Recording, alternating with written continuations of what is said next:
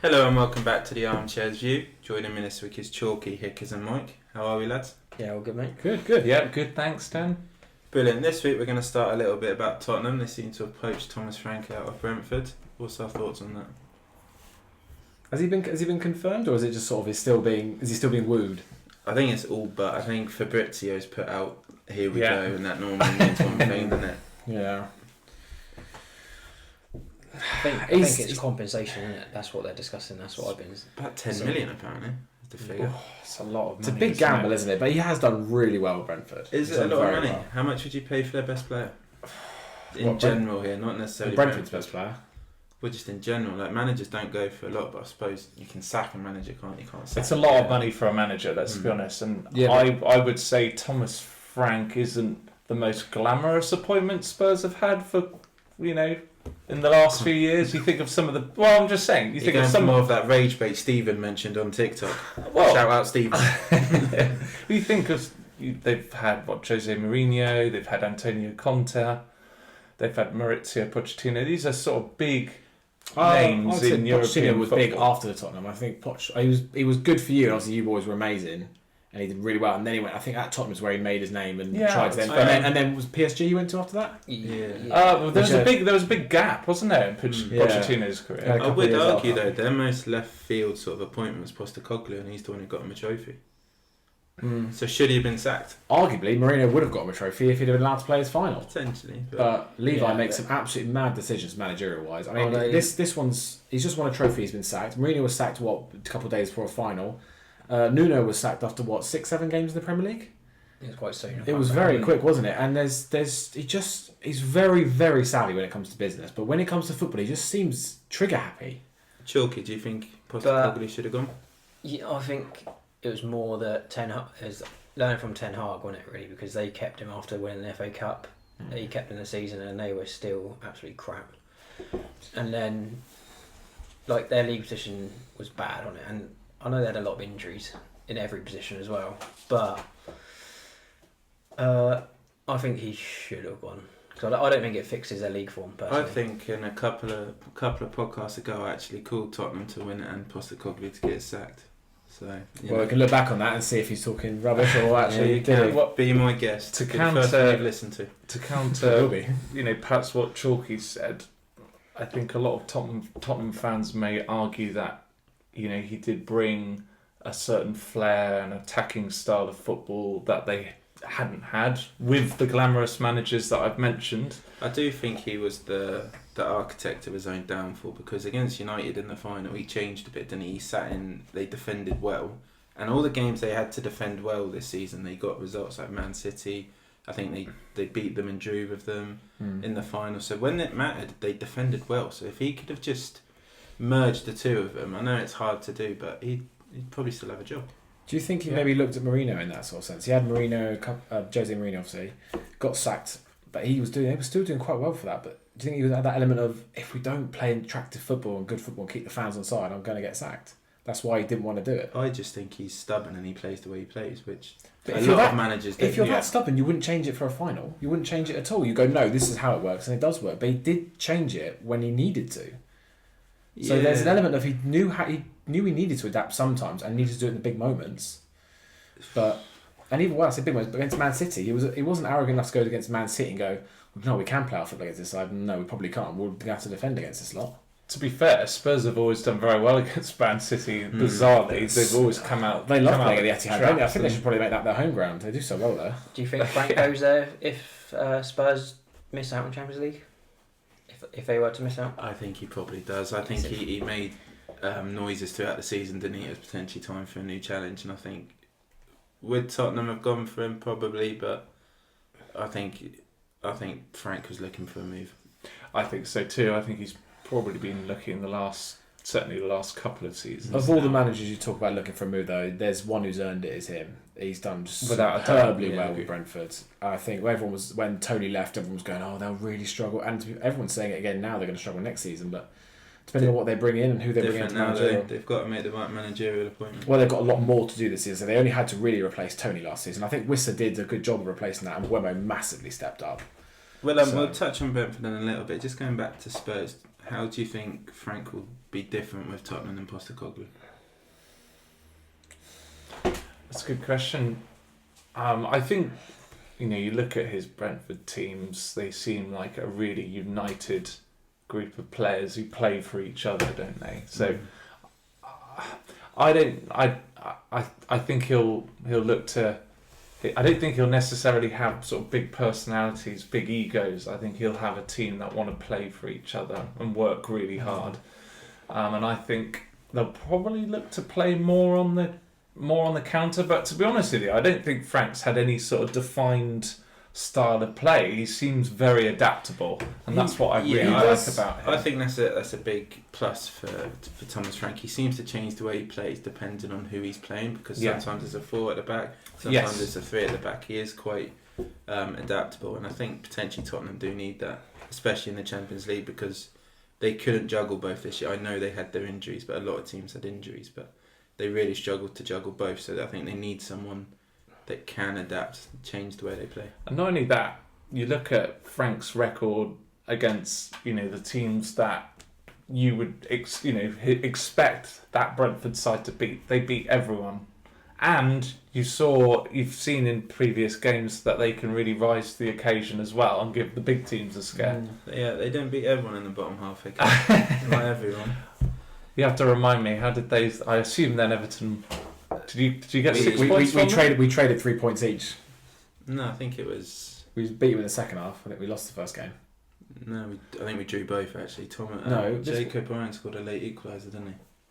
Oh, it was 0-0, 1-1. Yeah, yeah. We should have won the first one. 0-0. First one, they had a man sent off. Sorry, we're going well off topic. They had a man sent off. This was the start of the end for Dyche for me. They had a man sent off in like the 30th minute, and we couldn't score a goal. Yeah, it was. Sure. Thomas Frank, Tottenham is the subject, so I apologise. To be honest, I went Tottenham. That's when you said I was thinking about our results against Tottenham, because we're supposed to talk about Tottenham. But yeah, I mean, I'll be interested to see. I'll be interested to see how Spurs do with Frank. And what I will say with Frank is he doesn't have a particular style. He just makes his teams well organised, and they adapt. It reminds me a little bit of Moyes in the fact that Moyes just sets up for a strong defensive side and then catch on the counter or mix up a little bit. Moyes doesn't change the way he plays as much as Thomas Frank. No, Thomas Frank adapts to his team very well. Thomas Frank always comes across really well as well when I've seen him on BBC and doing other things. Oh yeah, very professional. He's a really likeable manager as well. What's his nationality?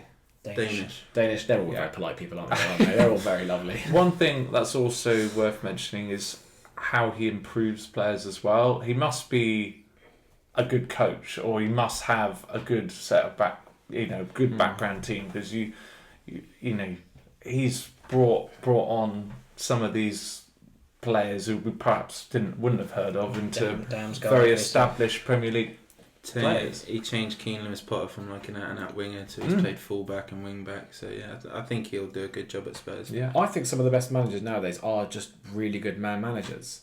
Because at some point you have got a full backroom of staff, to a goalkeeper coach, a defensive coach, a set piece coach, an attacking coach. You've got so many coaches to teach them their specific styles and their moments on the pitch. I think that's why some of the old school managers struggle as well. Like Dyche, Allardyce, of all these sort of... Allardyce obviously has had a job in God knows how long, but... Took Leeds down underneath you. Yeah. There's a possible job when he took it. Yeah, it was. But yeah, a lot of those old school managers are a bit more drill sergeant-y. Don't particularly... I think they function anymore. I think there's too many egos in... Game's changing it. There's too many egos in the change room, isn't there? Even Mourinho's, and apparently he's a great man manager, but some of the way he goes about it, I think that's why he's potentially struggling. Depends what sort of play you got, doesn't it? Everyone reacts differently. Like, don't know, if you were to speak to the players who played under Mourinho, they all love him. I think he had a real... Paul Pogba would disagree. Absolutely. Maybe the players who bought into him. Yeah, I think there's always a blend, isn't there? And I don't think any walk of life, not everyone's going to like everyone. So it's I like Mourinho, to be fair. I think he's a great manager. But just quickly, then obviously it would depend on transfers now. But roughly, how do you think Spurs will do? Champions League, Europa League, miss out on Europe. Mid-table, I reckon. So just miss out on Europe, or? I think 10th, 12th maybe. Really? I don't think they're going to improve drastically just yet, but I don't think they'll be as close to relegation. To be fair, that is an improvement. It could only be I say that. They could go down. Yeah, they could. I cannot see that happening under Thomas Frank. I think he will certainly improve the Spurs team. I think Spurs will be in and around the European spots next year. If I'm putting my neck out, I'm going to say 7th. I'd like them to do just as badly. I just really would. It amused the hell out of me to see them back down there fighting relegation where they maybe belong. But I think they'll be close to the mid-table. I think at the worst 12th, at the best 8th. And I think it's a hell of a task to turn a team who just finished above relegation. I know they were never in doubt of going down, but just finished above relegation to push for Europe. So I'm going to say 8th, 9th, 10th in that region, I believe. You only have to look at Nottingham Forest. It's doable. It is doable, but teams are also going to strengthen. I think it helps. They've got the Champions League pull. Absolutely. I think as well they have got a decent squad. Admittedly, they used to say the same thing about Everton when we were down there for 2 or 3 seasons. They said, on paper they shouldn't be down there, blah blah blah. But on paper, that Tottenham team should not be where they are. When Leicester went down, they shouldn't have gone down. They had a much too good squad to go down. Still went down. I think the saying they're too good to go down isn't, or shouldn't be a saying in my opinion. I think it all depends on bad form, and then you get that bad morale in the team, and momentum's crucial as well. Yeah. I think if you get into a rut, you're in big trouble. I think attitude, just having someone in the change room who just gets people out their funk, just goes, come on, sort yourself out. I think that's drag that team problem with Man United as well. There's so many. I would argue unorthodox characters in that. I would argue they've got one, and I'm only saying this because of what he'd done at his previous club, Richarlison. If he feels the love, he's too new. I think from a fan base, he will give his all for the club. He'll break his body for that club. I'm not saying that, but like someone in the change room that's going to actually lift the Wes players up and be like, "Come on, let's fuckers." Maybe Romero, but other than that, I think he's on his way. Romero, isn't he? But maybe Van der Ven. Is he that type of character though? You don't get that sense of leadership. I think he is on in the way that he conducts himself on the pitch. I think so. You can look at that game against Old Trafford where he drove down the left hand side and got an unbelievable assist. Bentancur. And you don't know who they're going to bring in, do you? I think there's potential they'll bring in a couple of people. Any Spurs links, so I don't know. It's early days. Mike mentioned this player last week, and we didn't really talk about him, but Bergvall, I think he's one hell of a promising talent. He's young and looks good, doesn't he? 18 years old. Yeah, he's impressive. That's I incredible. sort of scoffed at being in the top 5, and I stand by that opinion, but he looks to... Good player. Because I think Archie Gray done a better job for Spurs Archie Gray is... fantastic. He shouldn't have played as many games as he did. Definitely not. The thing was, defending my point last year in that he was only 8 million. Yeah. For a player of that calibre at that age, that's a bargain. You finished 17th in the league as Spurs. I don't dispute that, but you could, if someone had said that about Richarlison when we finished that low, and would you? I think there's an argument now. But whether he makes the top 5, it's hard to argue. Obviously, with the performance of the team, but. So moving on to Brentford, obviously looks like they're losing Thomas Frank, losing Mbeumo. Start with you, Chalky. Where do they go from here? I mean, the few of the names they're linked with. I know one of them is Scott Parker. Yeah. See, I think it's a bad choice.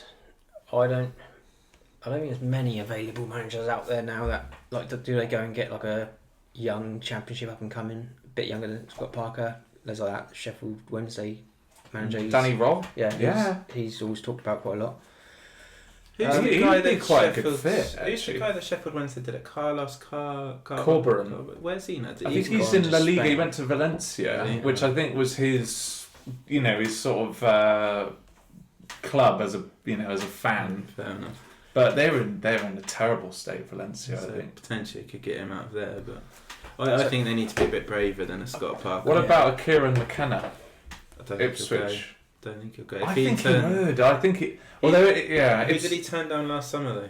Spurs. Brighton, I believe, wasn't it? But I thought Chelsea had a word with him as well. Yeah. And I thought United may have had. Yeah, the difference is he's got Ipswich. It's his baby. He's got 2 back-to-back promotions. I can understand why he wouldn't want to leave that at the point of starting that Prem season. Brentford's an attractive project there, isn't it? But I don't know. If you're going into that, you're looking at say Mbeumo going. You got obviously Frank going. You got quite a big job on your hands there. That's my worry is are Brentford at their absolute peak? Are you going to go in there? Are you going to be? Do you know what I mean? It's hard to maintain the standards that Frank's kept going. I think they're banging trouble this season. I said this last season and was proven wrong, but the appointment of their manager now is crucial. If they get this wrong, But like, it will be. you look at, I know we're going off topic, but Brighton, like they've had Potter. Everyone thought they were screwed then, and they got De Zerbi. They improved again, and now they've got this. Don't know the young guy's name now, but he's been good as well. Like as long as they get that appointment right, I think they'll be all right. Maybe mid-table. Brentford are run similarly to Brentford as well. Brentford and Brighton, I'd say, are run quite similar. So potentially they will pull someone out of the hat like Brighton have. But the first name I've seen linked with is Scott Parker. And again, talking about Burnley rather than Brentford. But I think if he keeps with how he played this year, tight at the back, they'll probably do quite well. But moving to Brentford, if he can implement that, Brentford would probably be fine. But that's a completely different way of playing for Brentford. I think they've still got like a key. Like they've got the good defence. They've brought the best keeper in the world, Jack Keller. Contentious to say the least, there, Chalky. But I think they still got a solid squad there. But like saying Bremo, that's like 20 goals you're missing straight away. More than that. That's 20 goals he scored, let alone what he assisted. Yeah, and then you obviously got Visser. He scored 19, but will he go as well? He could go. Yeah. Call me negative. I can't. Who would Visser go to? Would he go back to Spurs with Frank maybe? Because I heard they've got Solanke. They just spent a lot of money. Wisser's a winger though, isn't he? More. Was he playing up front this year? Yeah, but he's naturally, I'd say, he's a winger, isn't he? I think he's so moved well up through front the after Tony left. They've done so well through the middle. They want to get rid of Richarlison, Spurs. Apparently, yeah. Can't see it. Can't see it. That's the dream, isn't it, Dan? Richarlison return. He's too injury prone. He broke himself in his last season for us. I think if you actually look at his record, it's not too bad.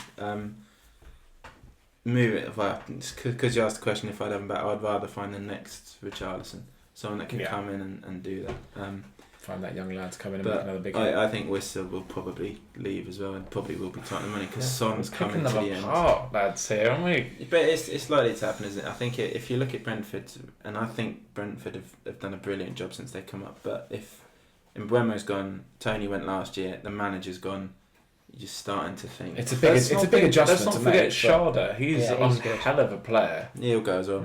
He's got to start. Well, to be fair, it is a bit of a slippery slope. I've seen it many a transfer window at Southampton. One goes through the door, they all want to go. Southampton, Bournemouth. There's plenty of clubs that have been in that similar situation, and teams like Spurs, Liverpool, United, Chelsea will just go, we'll have him. And it does stem from the leadership. You take the manager out. That's what I think more so this year. This season coming, they could be in. Yeah, I think that's a good point because when you see, like, say, you take that manager out, and all those players that are in their rut of, well, whoever comes in, they want to bring in their own players, might not fancy me, might not want to play the style play that suits me, and they go, well, actually, that club's wants me, so that manager does want me and does want me to play my star players, so I'll go there then. So it's there, like I say, it's like a plug in there. It just leaks out. I hope Brentford are more similar to Brighton, and Brighton have lost players and potentially got better players in, lesser known, but I hope Brentford can do that because I think they're quite a good story in the Premier League. But do you want to hear my prediction? I don't think they'll go down, but I think it will be a bit of an eye-opener. Do you know what I mean? I think it's too big a jump for them to go straight into the relegation spots, but they will be flirting with it next year. I mean, I know we're doing predictions now. A lot of it will depend on January. Yeah, there's a lot comes up. Transfer window. Yeah, a lot of uncertainties. Yeah. So Hickers thinks they'll be down there, Mike. Where do you think roughly Brentford? 16th for me. Bookmark that. Well, I'll go 15th. But I'm hoping a couple of the teams that come up, Sunderland and Leeds, Burnley. I don't want Leeds to stay up. Sunderland have lost two of their best players as well, but I'm hoping one of them stays up because I don't want 3 to come up, 3 go back down again. Chalky, what are you thinking? I'm with Hickers there. I think 16th, 15th. I reckon around there.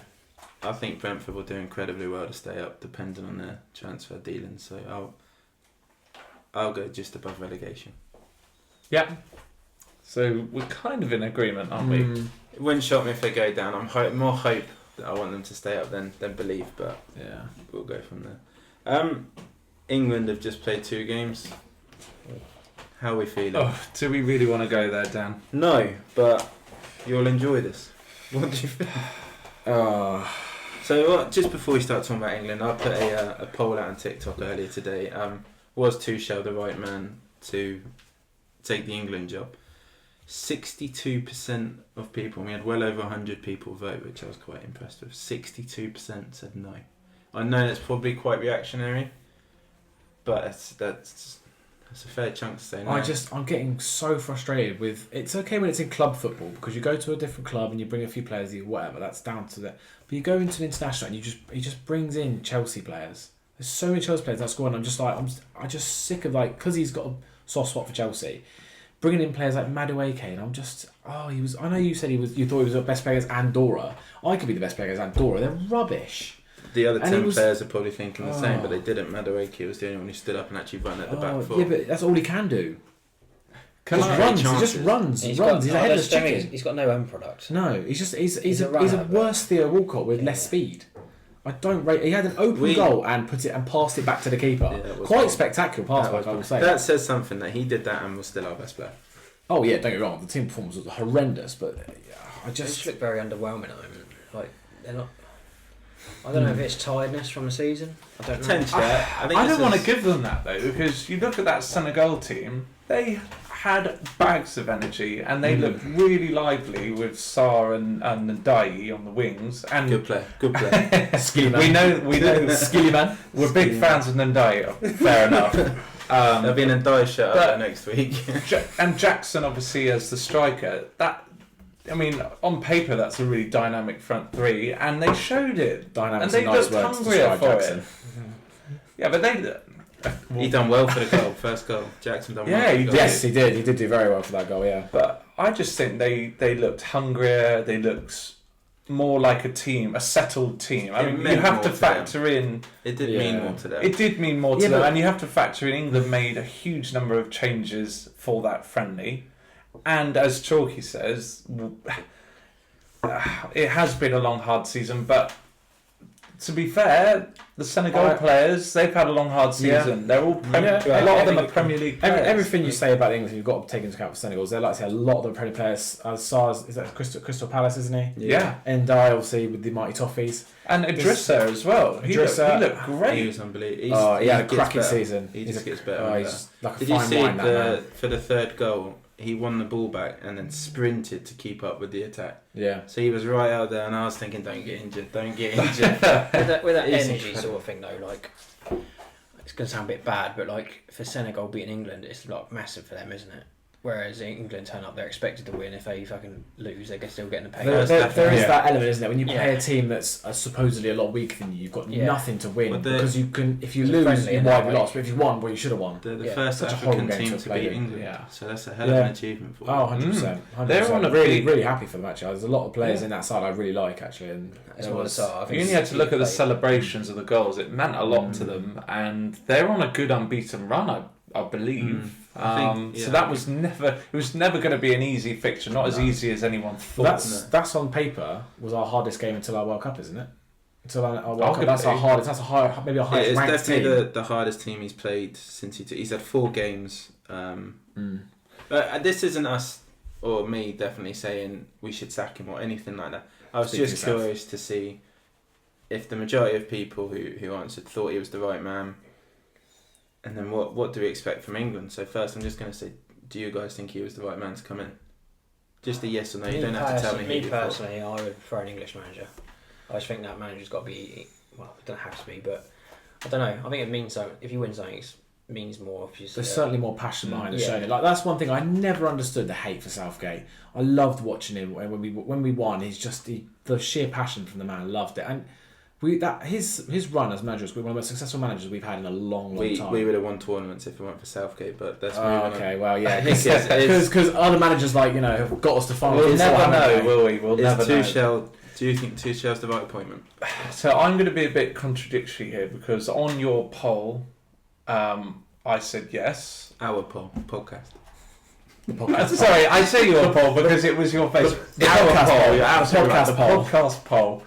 I said yes, but that's just because I don't think it's the right decision now to get to get rid of Tuchel. Definitely not. This isn't a let's get rid of him. He needs to be judged on the major tournament, and he's literally just started. Granted, he's making it hard. I mean, just hearing some of the comments about Henderson. He actually looked all right, I think, against Jordan Henderson. Yeah, I think he made a couple of nice tackles when I was watching. He made a couple of recovered and got the ball back. I thought he didn't do too badly, but again, I don't understand why he's in the squad because Rice would do the same thing. Rice would be better freed up. There's a Adam Morton, I think, could sit in and do that job. No, Adam Morton, no. I'd have Adam Morton over Henderson. Oh yeah. Just to say, right, Tuchel, right appointment or not? I'm actually the opposite. I'm actually the opposite to Hickers. I put no on the poll, but I actually think I can understand the appointment, and he's a good manager. And he's won things with Chelsea. He won the Champions League, didn't he? So he has won things. He's a good manager and he can get the job done. I can understand the appointment. And I think when you're going, we've got all these managers, would you pick Tuchel? I'm like, do you know what? I'm happy with taking Tuchel. It doesn't look like it's working at the moment, but he's only had a few games, a couple of Nation League games and a couple of friendlies. Qualified. No, it's qualified. World Cup qualified. We're not playing Nation. We only played one qualifier with the last qualifiers. Andorra will qualify this week, the friendly. But I don't think he's going to work out. I think this next World Cup is going to really suck for us. But if it sucks, we get rid of him. Fine. I'm going to sit on the fence and I'm going to say, it's really contradictory because I've put the poll out, but it is too early to tell. I was happy when he was appointed. You see, I wasn't. My feeling has just dwindled since because he's. No. In my opinion, I was cautiously optimistic when we had. He's picked the wrong squad each time. There's some massive players he's missed out. Branthwaite? Not even necessarily Branthwaite. I know we definitely think he should be in there, but even having Jordan Henderson in, I don't think Ivan Toney's playing in a competitive enough league to be in there. Jared Ronaldo's still getting hit by Portugal and Liverman, exactly. So I think there's definitely, and just having like Trevor Chalobah in and Madueke potentially is fortunate, even though I do think he is a better player. I think they had 5 players in there, and I think when the squad came out, I listed 4 of them to be fortunate. Kyle Walker as well. Like he's kind of a bit like Henderson. He's starting to look. He was extremely athletic, but as an actual defender, I was never impressed with him. He was always bailed out with speed. He was always, in fact, if he got beaten, it was all right. I'm twice as quick as you. I'll just get back, and you got to do it. You got to beat me 3 times instead of once, and that was where his strengths lay. I don't agree with that. I think Kyle Walker was a very good right back, but I think he is definitely struggling. Think of the best times about him. Think of the best. What do you think about when you think of that clearance off the line for City? That's just sheer athleticism. No, it's you see, it wasn't that long ago. It is, but he needed to be able to read that game. I think you're being incredibly harsh saying it was just quick. I'm not saying he was just quick. He was a good defender. But what made him so good was that he was so quick. He was a great pro. He's constantly fit. There's not often he's out injured. I think I can understand. I'm somewhere in the middle of you because I think Mike's saying he's a good player, but with the athleticism and physicality, that made him a great right back. I mean, it wasn't that long ago where he was, he had that great battle with Vinny Jr. Yeah, which was quite well publicised. He did very well against Mbappe, didn't it? And was that the last World Cup?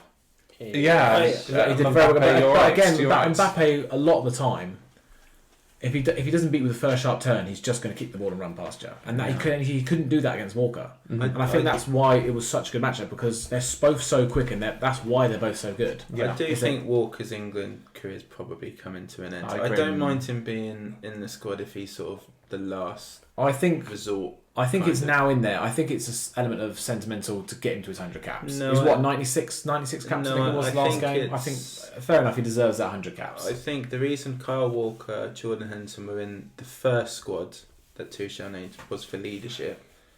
And then they must have impressed in their camp to keep their place. But I don't know. If I was going to do a job like that, I wouldn't want to just bring in, right, guys, I want you guys on my side to help these guys. No, I pick my business and go, right, I'm the manager.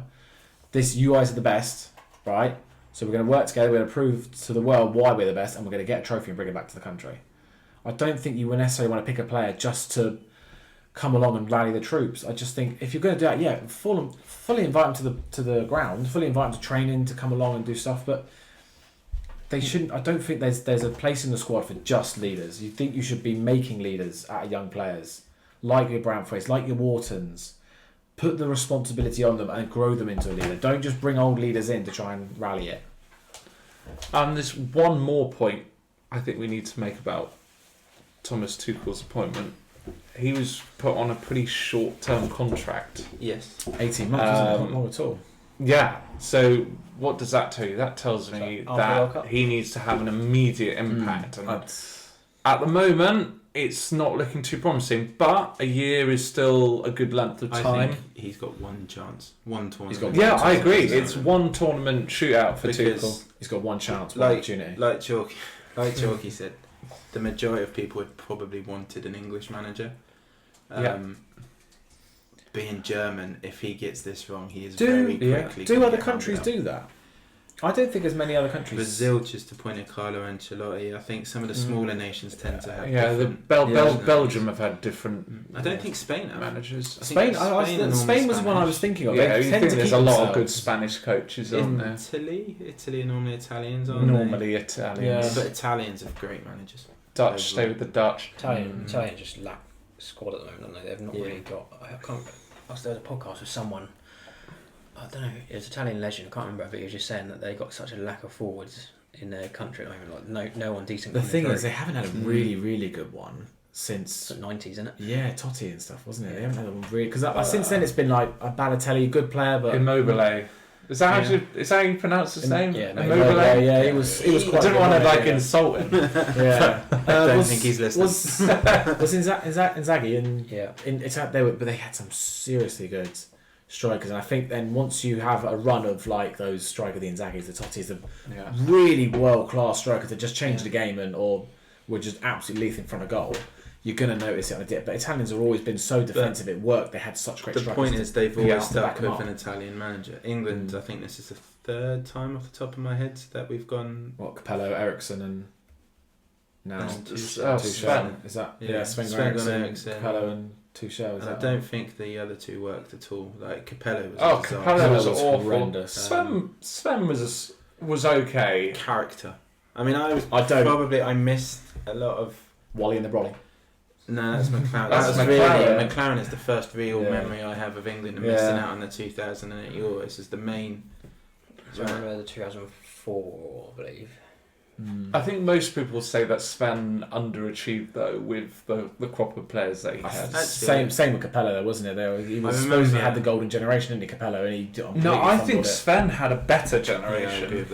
I do actually remember us losing to Portugal on penalty. I remember watching that game with Rooney being sent off actually. So that's probably my first. Yeah, that's my first England memory. I remember watching that. I think give him a chance. If he does well, we'll laud him, but chances are he's not going to last. But even if he does poorly, I'm not going to hate him because I think it was an appointment that made sense. I could see why they made the appointment. If it doesn't work, I think they've got to be brave and go, look, thanks, well done, move on. I think there's only about 4 players. I said it yesterday. Only about 4 players. I think that are dead certain to go to that World Cup at the moment. I think all the other positions are and subs is all up for grabs. Well, he said he had 16 players, didn't he? 15 or 16 players he knew would be in the squad. You can. Interesting. Thing is, I think once you start naming them, though, I think. How many can you take? 25 is it now? So that's 9 players up for 9 players variety. That's still a lot. I don't know how you can be set on 15, 16 players when we got a whole Premier League season ahead. We should have a couple of players emerge. Yeah. Well, the thing is, but I think some of if you're thinking players like Gordon, I don't think Gordon can't be a sure thing. Because Wally, again, a great athlete. He's in the mix. Horrible end product. I think that was improving at Newcastle. I think he's a player who's just come back from injury. Got, I think double-digit goals and assists this season. So it's not bad. I think he's rightfully. I don't like him, but he's rightfully in. The thing is, I City yesterday. Don't get me wrong. Was it so for goals and assists? He got over 10 goals and assists combined. Yeah, no, 10 goals, 10 assists. Did he get 10 goals, 10 assists? I believe so. I will check it. I believe so. Okay, fair. He missed a penalty against us, so it looked like he was saved. Actually, England's number 1 saved. Yeah, but whenever he was playing for Everton, he he just never looked like he was going to whip a dangerous ball. He was he'd young aggressively then. run at player. He was young then. I don't want to turn every conversation back to Everton, but spectacular diver though. Yeah, even at us. I think I would probably say there's 10 players. I reckon a sure thing. I'd say Pickford. I think if Reece James is fit, he'll go. Mark Gay, I would have in the squad as a sure thing. I wouldn't say he's a sure thing. He's not even in no, the squad. I wouldn't say he's a sure thing. I wouldn't say he's a sure. I really like him. Then you've got Harry Kane. You've got Bellingham. Yeah. You've got Rice, Saka's a sure thing. After that, I'm struggling. Palmer's probably a sure thing. Just I would say because of the Palmer manager as well. And he's on his day. He's absolutely untouchable. I am doing this off the top of my head, so I'll potentially feel free to you've give me a bit of abuse. Rattled off 7 or 8 at least. I think everyone else potentially you can. There's an argument to be made of if you're in form, you can come. If not, we've got left back definitely. Well, I know I was going to mention Livramento yesterday. I was going to mention you said Livramento because he's been playing left back at Newcastle, hasn't he? He's a natural right back, but he's played a lot of left back. But I remember watching that last game of the season against Everton. He looked awesome. He was their best player by far. Isak disappeared. I think Joelinton was just trying to bully people and it wasn't working. Who did you say, Chalky? Lewis Hall, when he's back, he's fit. He was right in contention, and the injury came at the worst time for him. I think he looked good, but he could be back in the mix, you know, for the next season. But Livramento made the last England squad, didn't he? Didn't get on. So unfairly, I thought he deserved a cap. I thought he deserved a chance to go on field and show. I think it all depends on how they've trained as well. I think Tuchel will probably take that into Tuchel. That's one thing you don't get to see, isn't it? As them training. I don't see why it might not be a good idea to and whether they want to maybe stick up a few cameras on a training pitch and, like I said, not obviously put it on telly, but stream it and stuff for people if they want to have a look, see how they are in training and stuff. I know training is a whole different ballgame. You've got set up in games and stuff. There's potentially parts of training you could do. Yeah. You don't want to do set pieces or routines. They do put content out. They do put stuff like that out. Like shooting drills. You can't share too much. There's eyes. You see a little bit from the training ground, don't you? But I wouldn't. So what do you expect from England in the next World Cup? We've been spoiled, haven't we, the last few tournaments with. I think there is only one outcome. 2 semi and a final, wasn't it? He has to win it. What do you expect though? I mean, at the moment, you look at Spain, France, and Portugal, and you've looked at our most recent performances. It's hard to see us go beyond a semi-final. Yeah, but a year is a long time in football. At a World Cup, I'd be shocked if we got. So plus, you name them 3, then you got Brazil, Argentina. Well, at the moment, bearing in mind the humidity and the temperature you're going to be playing in, I think the South American teams are probably going to look stronger than the European. Spain will keep the ball, so they'll this one's USA. America and Mexico, Canada, isn't it? Yeah. I was going to say Canada's quite cool. I think I went to 2 of the grounds recently. Toronto and Vancouver. Yeah, near the World Cup because you have to give us a bit of insight. It'll be the ones in Mexico. They'll be the hardest ones to play because that's where the humidity will get. Yeah, some parts of America, but I think some parts of America. Well, it'll be summer, so it'll be very hot, but it won't be as humid. It'll be interesting though. There'll be a real range of temperatures and humidities. Yes, so that's going to be. I'd love to see one in the snow. I'd love to see one of them get him up and out. But let's get him playing up and out. Even in Canada, it's nice sort of June time. No, 100%. But I'd love to see him get him up high and get him out. So as England fans, you're saying semi-finals, what we'd expect, not what you think we'll do, but what you would expect going into minimum. I mean that has to be the minimum expectation for Tuchel. I think he's out the job if he doesn't win. Chalky, what do you expect? Yes. So we'll do what you expect, and then I'll go what you think. See. It's hard because, like we just said, you got the teams you said, but then, like say, you got your Colombia or Brazil, dark horses, Argentina, and then, like I said, there's always one team in the World Cup that I think who was it last time? Japan done quite well. No, Korea. They knocked out Germany. They did really well. South Korea. Actually, Germany did really Japan. well. I'm pretty sure it's Japan. Oh, the last World Cup Morocco did quite well in a Morocco. I think Morocco because the Man United signed their holding midfielder. Just off that. So there's always one, say, dark horse as well that goes far. So like probably quarterfinals realistic. Is that what you expect, or is that? No, that's what I think maybe that they'll get to. But where should we expect? I expect. I want semis as well, really. Semis. I expect. I'm a bit pessimistic on this. I don't think. No, what do you think? What do you expect? As England fans, where should we be coming? I think if he doesn't get to the semi, he should get sacked. I think a semi-final saves him. But I think we could go out and say he's leaving though. At the end of that tournament, he will be out of contract. So what's gonna make? What's gonna? Sorry, for those listening on Spotify, Mike's just almost fallen off his chair because he thinks he's still a teenager, leaning back on it. He will be out. He will be out of contract. So what's going to prompt the FA to give him a new one? Win it. He has to win it. So I think England should expect to make the final. I think that should be our expectation. How well we've done in the last 3 tournaments. We now have a better manager. We should be expected to make that final. Reality is we'll probably make the quarter-final. I think we could fall before then. I think we could fall before then. What do you reckon as well? Do you reckon it's going to cause World War III if we go to Germany? No, Trump will do it. Trump will sort that out before that, don't worry. That's what will happen. We'll get to the final and Trump will start World War III. Let's not go into politics. No, please. I am not sure I'm going to clip that bit up. I know my dad's a keen listener. He'll be keen to talk to you about politics, I'm sure. Moving on from England, then we've said what we expect and what we actually think will happen.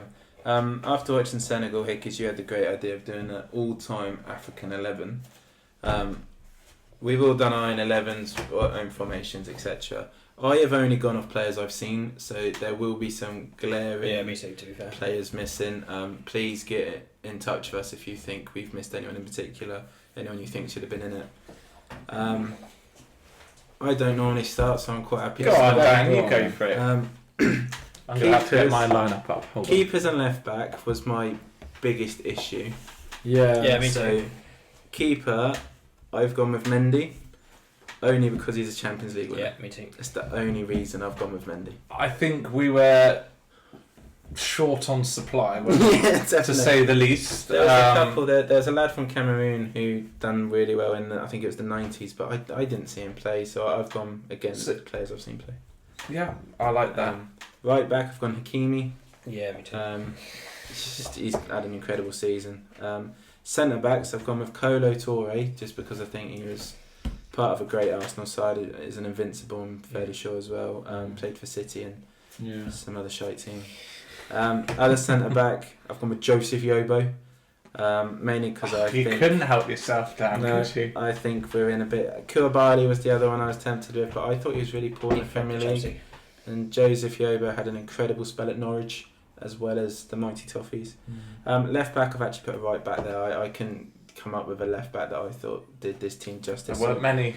I've gone with Loren from Arsenal. I know he's primarily a right back. I'm hoping he played left back a couple of times in his career. Again, part of that invincible team. So centre midfielders, I've gone Michael Essien, because I loved watching him play. I thought he'd get stuck in. He was that goal for Chelsea with outside his boot was spectacular. Oh, great assist from Lampard though. Yaya Toure. Nothing needs to be said about him. How good he was. I think we've all got Yaya. Just a tank. Yeah. A bit of a left field one. I'm going to give you a bit of a reason why I've gone with him, but Idrissa Gana Gueye, I just think he's whatever team he is, he just looks a step above. He played for PSG and he was incredible there as well. Came back to Everton and he's just got better and better. 5 out of 7 seasons he's played in the Premier League, he's made more tackles and more interceptions than anyone else. So you're having a flat 3 centre mids? Well, I'm hoping a bit sit a bit front. further forward. Essien's going to sit. Gana Gueye's box to box. He's going to do everything as always, and then do what he wants on. Just get on the ball. Drifting around. Essien was pretty box to box though. He only ever scored with bangers. With my as genius, Mike's already mentioned. Essien and Gana Gueye, they can rotate them. My genius. Right wing, I've gone Riyad Mahrez. I never liked Mahrez. I think there's a really obvious name you've missed out again. Right wing, I've gone. Yeah. Oh no, he's right. Salomon Kalou, quality player. But what are you doing? to be fair, Mahrez is I a haven't- quality player. So I I'll let you haven't finished continue. my team, so Yeah. that player may be in there. He's not. He's not. He may be in there. So right wing Mahrez, I don't think he's going to get the credit of you guys because you're obviously going to go with some other fella. Myers, I thought, was incredible at Leicester, incredible at City. His touch is glorious. No, And I need a real unselfish player on my right-hand side for my other front two to work, which is the main reason I've gone to Myers. Down the middle, I've got Jogba. Again, he's another one. I don't need. It's such a big game player, and I don't need to say much more. Mad that guy. And then slightly out of position, I've gone with Samuel Eto'o for the left wing, just because I couldn't really leave him out. He was class. But I was going to have toffee. I was going to have Mahrez floating and have Jogba and Eto'o as a 2, but I think Eto'o coming in at that back post, he's going to get me bags of goals. He played on the wing for Barcelona, didn't he? We had Messi down the middle for a bit, didn't he? No, Messi. I loved Eto'o. What a player. Particularly during that Barcelona team. It was just before Pep's time. It was during sort of Frank Rijkaard's time with Ronaldinho. Yeah. So that's my. I think he did play left wing for Barcelona because I think they had Henry out right and then Messi up top. Eto'o was good. He was the man striker. Yeah. I thought Milan Henry said he played out left for a bit. I thought Henry said Eto'o played out wide for a bit. No, Eto'o was primarily down the middle. Yeah. I think at Inter Milan he drifted out a bit because he said Mourinho is the only manager he'd have played out wide for. So I've got Inter Milan Eto'o. Did Eto'o play for the Champions League winning side? Yes. He Because did. they swapped. Him and Militao, yeah. So they had him in the middle and then Eto'o out wide. So Militao was a good striker. That's how I've justified putting. Wesley Sneijder as well. That's how I've justified getting Eto'o in left wing because Mourinho can manage the team. So Eto'o will be happy to do that. Yeah. So Chalky, you ready for yours? Yeah. So mine is all but 1, 2, 3 players. It's the same as yours. Let's be honest, the Liverpool players. Mane was close to getting in my team. So Mane was the only one. Only because when I was looking, I didn't really see any other options, but so I put Joel Matip. You Matip? You got a thing for Joel Matip? He is a class. All the Bayern shouts me down have done. That tops it. That's horrendous. And then I thought. To be fair, I agree with Mike there. There's a little bit of bias there, but Matip. I thought Yobo was a terrible shout. You made me feel so much better. But then I might just put an Everton team together. That'll be better than that shout. And then on my wings, I've gone Salah and Mane. Yeah. But Drogba and Eto'o up top. I wouldn't argue You've got like 4-2-4. your wingers. Yeah, very much. The only one I'd say is Salah in front of Steven Pienaar. I think you need to have a look at yourself. Yeah. I couldn't really centre backs. I was looking like. I'll say so you've got Yobo and there's not many that I actually watched. I think Koulibaly, if he'd never come to Chelsea, would have been in this team. But I thought he was really the consistency of Koulibaly over that period of time at Napoli. He was the best centre back in Serie A, wasn't he? But yeah, he was a bit of a disappointment, no doubt, when he came over. He was still at a good age to come over to Chelsea. And he was 31 for a centre back. I agree. He was terrible. Yeah. Not terrible, but not what. Didn't live up to what he should have been. So just run me through your team, Chalky and Full. So Mendy in goal, just like I said again, just because of Champions League winner. Lauren, Toure, Big Joel Matip, Hakimi, Toure, Sen, Salah, Mane, Drogba, and Eto'o. I think Drogba and Eto'o together up top would be crazy. Nice. Yeah, both at Chelsea, just different times, weren't they? Drogba and Eto'o, that is one hell of a front two. That and they would work off each other quite nicely. They are stroppy bastards, though, aren't they? Like, can you imagine arguing with those two during a game?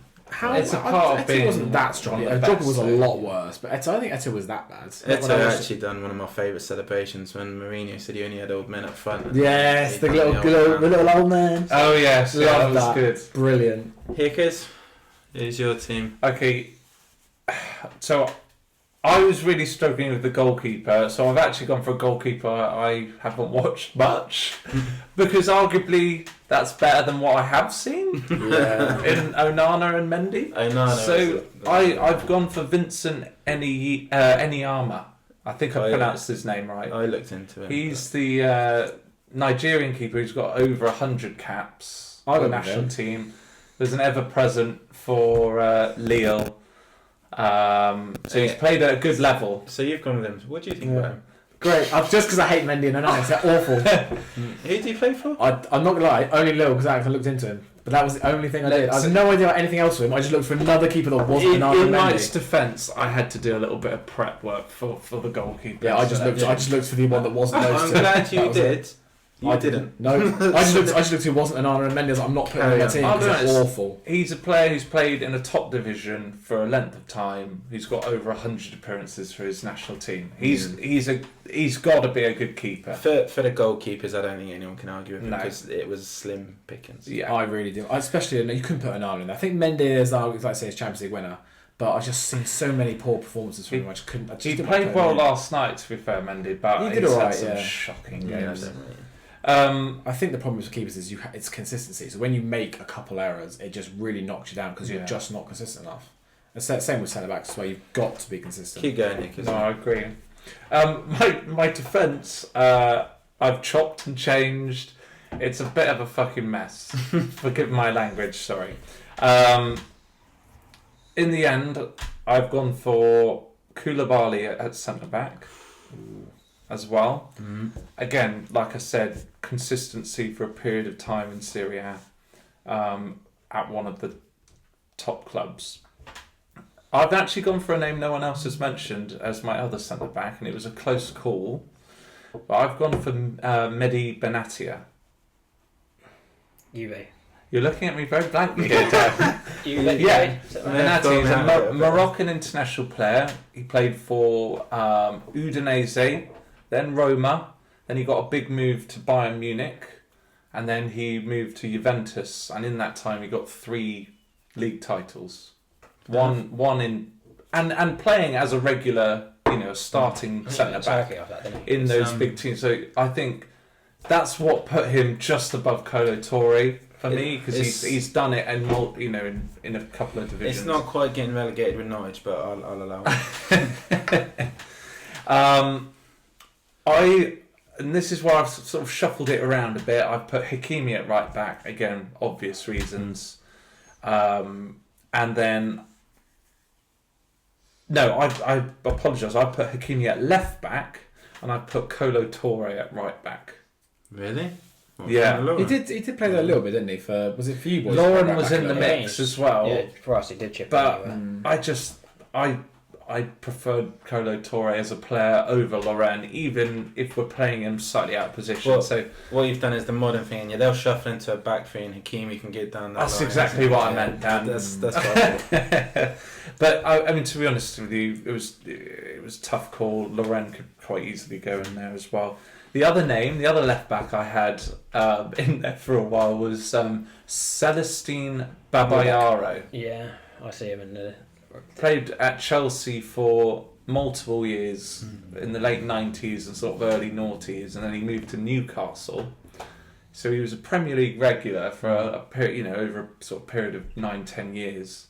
But it doesn't look good because he was sold when Mourinho came in, and that's when they started getting successful and winning. So that's my... Didn't they have who was in Nigerian? He was Jeremy. Taiwo. He was a good fullback at one point, wasn't he? Oh, Taiwo. Yeah, was he at Marseille or something? I can't remember. I just remember being good on FIFA. I was going to say that when he rapid on FIFA. Yeah.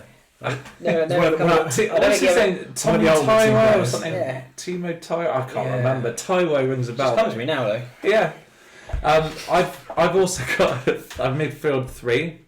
I've also got Essien and Yaya, but again I've got a different player in there. I've got JJ Okocha as my cam. See, I didn't know him because I never really saw him play, but I feel like that was the I looked at a list and I saw Okocha on there, and I looked at him. He had quite a lot of appearances for his national side, but I didn't look into him. I was closer to putting Alex Iwobi in just because I've seen him play. To be fair, he's a good player. And he almost went in at left back for me, so Alex Iwobi. So. But JJ Okocha was possibly one of the most exciting players in the Prem, going back to what I can remember as well, when he was at Bolton.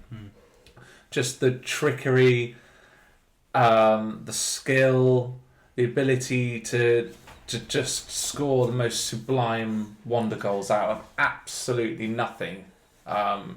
He was such, the sort of like Ronaldinho-esque sort of type player. Do you know what I mean? Just that's a real comparison. Well, he is. Yeah. He's a real entertainer. Yeah. Everyone loved to watch him, and I know what you mean. I wanted someone who who's creative, who's going to give me that spark in the team. To be honest, when I was building my team, Yaya was always just Cam for me, so I barely looked at any Cams other than I just went Yaya Toure is my Cam. You'll get your chance. They just finish the team. And then my front three is the same as Chalky's. Right wing Salah. Well, Chalky's got front four. Yeah. Oh, sorry. Okay, well, I've got the same three names in my team, but you're quite right. He's Chalky went 75% for two strikers. Strike force. I've gone for your formation with Chalky's players minus Eto. So You haven't got Eto? No, I was disrespect. I was struggling. I really want to put him in, but I've gone Drogba just over Eto, and obviously Mane on the left wing. Obviously, with my Southampton allegiance, when Mane first came onto the scene, possibly the most exciting player I've ever seen at St Mary's. I was there when he scored the fastest ever hat trick. Minute and a half, wasn't it, or something? Minute and a half. Not quite a minute and a half. It was a 4.5. Yeah, 4.5 minute right. and a half. Where we, It was something stupid. This People spend longer is than when that we were celebrating. battering Villa, not the other way round. Villa fans. I've got he was just able to perform to such a high level against the best teams. We were beating the best teams at the time. It was the year where we were overshadowed a bit by Leicester's achievements because we finished sixth that year.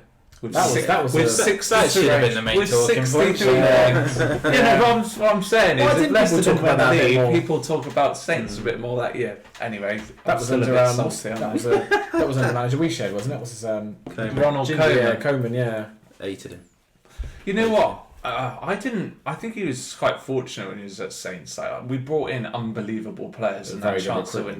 But he never gave any young players a chance. That was a big thing at Saints. He signed 4 number 10s for Everton in his first transfer window. Oh, it's horrendous. Your African 11, Mike. All-time African 11. Yeah, as I say, as you know, Dan, I slapped this together very last minute, but yeah, I didn't want to do Onana or Mendy. I refused to put them in because I just, as a former keeper, they're just not good enough. Mendy's been better since he's left the Prem, but yeah, Onana's just woeful. You want to try about them considering they're not in your team? Yeah, I know. That's why I'm telling you why I've not picked them. But yeah, so I literally just looked for another keeper, and that was it. So same as yours. Here goes Vincent. I'm not going to try and pronounce his surname. I'm just going to say Vincent. Hakimi at right back. He's just class. I couldn't think of another centre back. I didn't want to put Yobo in. Because I know you mentioned Yobo to me, and I was like, I can't put Yobo in because that's horrendous. But now you put Matip in, I might put Yobo in. To be honest, Kolo Toure is my centre back. I think he was good. I think he gets a little unfair critical because his brother was so much better than him. Yeah. Again, left back was on my left blank. I just had no idea. You've only named one centre back. You not. That's why I said I didn't have a centre back. We'll just stick Yobo in there. I've just said I put Yobo in. All right, fill your team. Jesus Christ. I guess you can put that Lauren in. Last time I put a centre back at full back, you slated me. So there was a lot bigger choice then. And that was Dan Burn at right back. A class player, mate. I've gone for again. I've got one player different from that no one else has got. I've got John Obi Mikel in the middle, and he was. I really liked him. He was really, really good. Tidy player. He was. He's next to Essien, and I've got Yaya Toure in the middle with them to cause the problems.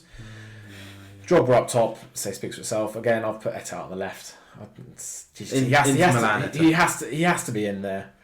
And I've gone with Mane on the right because I just love his energy, his work rate, and he's one of the few Liverpool players I don't absolutely despise. Well, over Mahrez on the right, as a right-hand-sided player. All right, I'll swap Eto and Mane. I don't care. But yeah, I've put Mane's energy, work rate. Well, I think he has to make it in that side. Yeah. So we might put a poll out something to see whose team would you guys think would win. Mine. You got too many Everton players in there, mate. Everton players don't win anything, unfortunately. Well, were there any honourable mentions Yakubu? Before we move on? I thought Yakubu was class, and he was like 30 for 12 years. Yeah. What I would say is, I think African nations have been quite hard done by a lot of them choosing sort of European routes. Yeah. There would be a much bigger pool if they actually. I actually looked because there's like Pogba and all sorts. There's some really class players in there that could have played for. There is a lot, and I understand why they choose the European teams because they've obviously got a lot bigger chance of winning. But it is also a shame because I think until players. To be fair, Aubameyang done it, chose his African roots, and I think he could have played for Germany. Could you arguably say it's going a little bit the other way, like as in like that? There are certainly some English players. Zaha. like Zaha, like Iwobi. They weren't good enough to get in the squad. So they've done it always felt. Yeah, but It always feels like sometimes it's a last resort, which is quite probably or second choice. disrespectful. Second choice, maybe. Not last Zaha resort, could have questionably actually played for England had he just stuck it out. Do you know what I mean? But Potentially. he'd have maybe got maybe 30 caps if he'd been lucky. Yeah. He'd have got to about 30. Antonio went to Jamaica. Again, he wasn't good enough for England, was he? no. I think they still. But yeah, I guess what I'm saying is like players at the beginning of the career, they think, oh, they're not going to make it into that England squad. They join up with an African side. Is it Boateng? One of them plays for Ghana. One of them played for Germany. I think Kevin Prince played for. That's right. Yeah. Jerome and the Kevin Prince. centre back played for Germany. Jerome Germany. was Germany. Big old boy, wasn't he? So, Was Kevin Prince Ghana, wasn't he? Yeah, Ghana. He was Pompey. special. Ooh, can't talk about him. There's quite a few. He was quite Quite a few players, and at that time who played for Pompey, you got Utaka and Montari. Sorry, yeah. Montari was. And I remember him. I remember him as iconic. Was Pompey he? kid. I think he was French in the Yeah, end. French. In the end, I think he was always French. But, He always had it in there. It just brilliant. I think we'll end this week's pod, or if you're watching on YouTube, show this week here. Thank you everyone for listening, watching. We've had some great feedback on TikTok, some questionable comments, and not really agreeing with us, but all feedback's great. We really enjoy reading through your comments. So thank you very much for listening. Thank you very much for watching, and please follow us on social media, on Spotify, on YouTube. Everything will be up below. Thank you very much.